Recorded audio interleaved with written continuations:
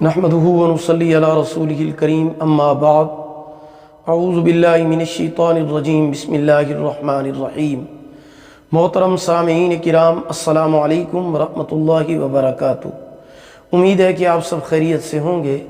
اللہ پاک آپ کی تمام دعاؤں کو، دلی مقاصد کو پورا فرمائیں۔ اللہ پاک آپ کی مشکلات کو آسان فرمائیں۔ آج ہم بات کریں گے خواب میں اپنے آپ کو روتے ہوئے دیکھنا یا کسی اور کو روتے ہوئے دیکھنا کے حوالے سے۔ اس کی مختلف صورتیں ہیں اور ان کی مختلف تعبیریں ہیں۔ ان تمام تعبیروں کو اس ویڈیو میں بیان کیا جائے گا۔ تو چلیے شروع کرتے ہیں اپنے آج کے موضوع کو۔ حضرت ابراہیم کرمانی رحمۃ اللہ تعالی علیہ بیان فرماتے ہیں کہ خواب میں رونا صاحب خواب کے لیے خوشی اور اللہ تعالیٰ کی بخشش کی علامت ہوتی ہے۔ اگر کوئی خواب میں دیکھے کہ وہ آنسوؤں سے رو رہا ہے تو یہ دین اور دنیا کی نعمتوں سے مالا مال ہونے، دیندار ہونے اور خوشحال ہونے کی علامت ہے۔ اگر کوئی انسان خواب میں دیکھے، مرد ہو یا عورت ہو، وہ خواب میں دیکھے کہ وہ اپنے گناہوں کی وجہ سے یا قرآن مجید پڑھتے ہوئے رو رہا ہے یا نیکی کی وجہ سے رو رہا ہے تو یہ اللہ تعالیٰ کے کرم کی دلیل ہے، اللہ پاک کے احسان کی دلیل ہے، اللہ پاک کے فضل و کرم کی دلیل ہے، جو اپنے فضل سے اس کے اوپر رحمت کرے گا اور اس کے گناہوں کی بخشش فرما دے گا۔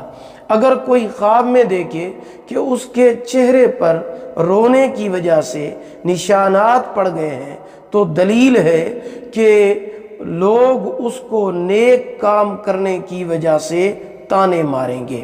اگر خواب میں دیکھے کہ رو رہا ہے لیکن اس کی آنکھوں سے آنسو نہیں نکل رہے ہیں تو دلیل ہے کہ گزشتہ کام کے نہ کرنے کی وجہ سے وہ افسوس کرے گا اور اللہ کی بارگاہ میں توبہ کرے گا۔